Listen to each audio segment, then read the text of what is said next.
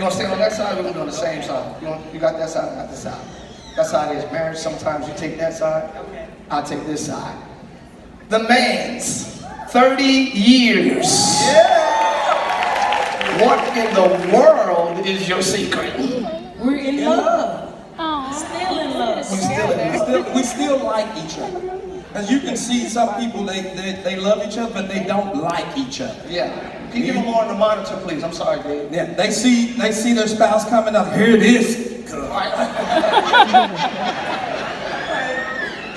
How important is it for everybody to like each other? Does like come before love? Should they be friends from life? You know, we're friends. You know, we started out friends. Yeah, our relationship was built on our friendship. And when we got married, I literally married my best friend. We spent 10, 15 hours together a day, just doing nothing. Till I kissed and she fell in love. Kim and Chris, did your situation start the same? Were you guys friends first? Did you meet on, how did that happen? Welcome, first of all. Let's welcome them officially to Living. Thank you so much for being here. We know you from all of your, amazing acting that you do. From Tubi to Regine to House, all that you do. And now she has a book out called The Blessed Life. She has a book out now, so we're going to talk about, there it is up there. It's called The Blessed Life. Please, y'all go get it. Y'all make sure you get it in the name of Jesus. And you're also a director and you're a writer and all of that. How did you guys meet? How did this all happen? It was real unholy. That's why she having a hard time starting, y'all. We're not gonna start off holy like the man. We're not gonna go into the details. You got to be real about it. Go ahead. Tam knows. But basically, you know, it was one of those where we weren't looking. We honestly had just come out of individually relationships that by the time those were over, we thought, then we just ain't gonna have nobody. And being in a place of being bitter, being angry, being disappointed. And so when we met, it was like, oh hey, okay. And then by the time— Y'all know what ooh hey means, right? That's so funny. Come on now. And by the time, you know, it was time for us to part ways, it became really clear we didn't want to part ways. And you know, what we had intended was something completely different than what God had intended for us 13 years and 2 children later. All right. Chris, you want to add to that? You want to keep it as the PG version? That's pretty much it. Okay. Again, that's it. When God puts something in your life, just like you said, it's for you. And nothing is going to disturb that. Nothing's going to ruin his plan. You might deviate, but he's going to bring you right back to where he wants you to be. So this blessing came up, and immediately we threw all of our world, all of our humanity in it. It was oh, that's it right there. I'm going to get that. They know what you're talking about, trust me. Okay, thank you. I'm making sure. I know I see a lot of beautiful children in here. Somebody made it. Somebody made those babies. So yeah, when we first met, you know, I wasn't looking for a wife and she wasn't looking for a husband, but God said, no, that's it. That's it. Amen. And that's our love. And ladies, I was in my late 30s. Had our first child when I was 38. Second child at 44. Y'all saw Blessed Life up there? Naturally, God. Y'all saw Blessed Life. Yes, naturally. That's encouraging. If people think they 28, they like, where my man at? I'm losing time. I ain't getting no younger. So true. You only 28. You got time. Tell your neighbor you got time. You got time. The Bible says, now we're gonna preach in this. So this is the sermon right here, okay? We're gonna preach in this. The Bible says that when Abraham was about to slay his son, there was a ram caught in the thickets. I love the word caught because that means it ain't going nowhere until you get it. That ram was there for Abraham, period. It couldn't get away. Nobody else could get it. What God has for you is caught until you claim it.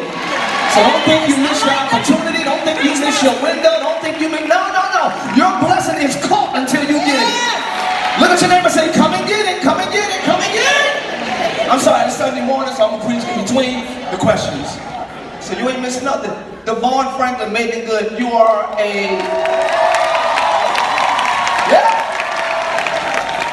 you are a Hollywood producer, director. You have a movie out now called The Star. It's up there now, The Star. Ladies and gentlemen, take your entire family to go see this movie, The Star. It is an animated movie about the birth of Jesus Christ, perfect for this season, from the animal's point of view. Very clever. Can I ask you this before we go into you guys' relationship? What made you come up with this concept? How did this come about? You know, it actually wasn't my concept. When I was an executive at Sony 10 years ago, was developing this script. And yeah, over 10 years ago. And the writer, Simon Moore, came up with the idea to, because every nativity scene, you see the animals, but we'd never seen that from their point of view. And so we were developing the script, but we could never get the script right. So we put it on the shelf. And then 10 years later, I had left working for Sony, I started my own company, and one of the first things I wanted to do was to go back to the Star and make an animated film. There has not been an animated, faith-based movie since The Prince of Egypt, 20 years. 20 years ago. Yes, so, you know, I love telling that part of the story because sometimes we give up on an idea because we think that the idea is bad. It just wasn't the right time. It was caught up. It was a good idea. It was already caught. But you just had to wait for the time. So don't give up. Don't give up on a good idea. A God idea will have its due season. Thank you for bringing us this wonderful movie. Take your entire family. Take people you don't like. Go see this movie. Let's support faith-based movies written by Christian men of God who love their wives and their Lord. Is that worth supporting? You're a big-time, wonderful, top-selling author as well. You have The Wait, which you guys both wrote, we're going to talk about. And you also have The Hollywood Commandments. Y'all please support these as well. Are y'all hearing me? Yeah. This is not a set, I'm not selling things, but I want you to be made aware of the wonderful resources that they have available. You're a Hollywood blacktress, I like to call it. Blacktress. You're a Hollywood star. We all know you for your amazing roles and your amazing acting. How did that come about? Is it the typical you met on set type thing? Or how did you guys meet, you two? We met on a general meeting. At the time he worked at Sony and I came in and met with him and it was very just nice to meet another Christian in the industry and talked about how we wanted to use our platforms to build the kingdom and it was just a positive conversation and then that was it. And then over the years, I'd see him at different church functions, I'd see him at different industry functions, and it was almost 6 years later that we did Jump in the Broom, and we reconnected on that set, and even then it was still very, appropriate because he was the boss and I was still the actress, and believe it or not, it was after we left filming that movie, a few months later when I was in prayer and I was in transition in my life in almost every way possible, God told me that he was my husband. Wow. And so from that point, it was about 9 months later we started dating. And 10 months after that we were engaged and 2 months later we were married. Woo! Love, do you have any questions? I have a question. Why did you two feel that it was important to write a book like The Wait? And how was the process writing it together? I think, the process was good. I mean, it was, I had already written a book, so writing together was different, but, she's a stickler. She's like, don't change none of my words. That's not what I said, change it back. So, so that was good. And we just wanted to, share our story. We live in a culture where there's so much emphasis on relationships and dating and sex, and we just felt like, let us just use our story to help somebody. That you can wait, and here's the benefits of waiting, here's the power of delayed gratification, and here's what God will do when we present our bodies as a living sacrifice to Him. He will honor us, and He will be faithful. So we just wanted to write a book that can help people navigate it in a way that will be successful. Awesome. Have you seen a difference in your surroundings, and once the book came out, have you seen a difference? Do people really take to the book? Kind of. Oh yeah. It's interesting because it would seem like an unpopular subject, but people are actually very, very interested in it, and that's kind of the catalyst to us writing the book initially was so many people. I mentioned that I was celibate, and then that came to us being celibate, that conversation, and then it became to him being celibate and how long he was celibate for because he was already in ministry.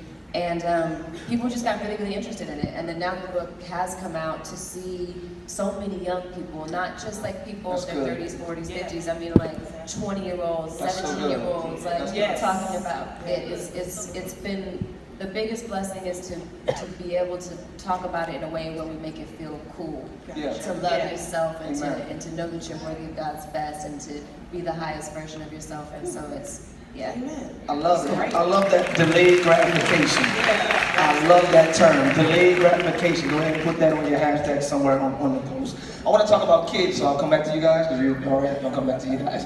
Kids! Did you all have any kids before you got married, and how did that happen? You guys had none, you all did? We did. We'll go to y'all first, then we'll come to you guys. We're a super blended. Super blended. Super blended. Her sister passed, so we had to adopt. We adopted my niece. Her niece. Okay. And then I had two from the previous arguments that I had. They're called relationships. Oh, Yeah, relationships. and then we have two together. Y'all don't tell nobody I said that. But yeah, and so that's something that you don't see a lot about how to blend that family, because blending a family, you can blend it, but it can not be blended seamless. Sometimes in a blended family, you can, them your kids, these my stepkids, and the kids see that, and they hear that.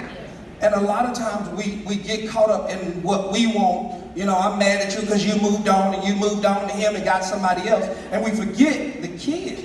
Put them in the middle. Yeah. We put them in the middle. Reason two, he said that is our 8-year-old